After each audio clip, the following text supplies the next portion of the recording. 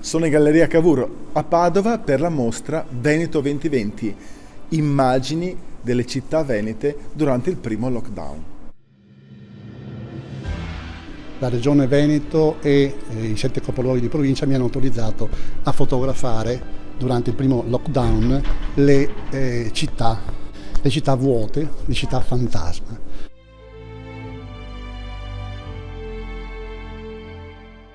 Mi hanno fatto percepire proprio il silenzio nel vuoto.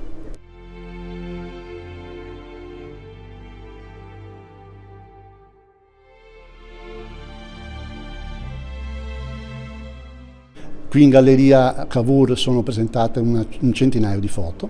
Vedere queste città completamente deserte, città tipo Venezia che ospitano circa 30 milioni di visitatori all'anno, completamente vuote, chiaramente lascia un scena che mi ricorderò senz'altro per tutto il resto della mia vita. Io credo che la fotografia sia un mezzo, rimarrà senz'altro nella storia più che un filmato.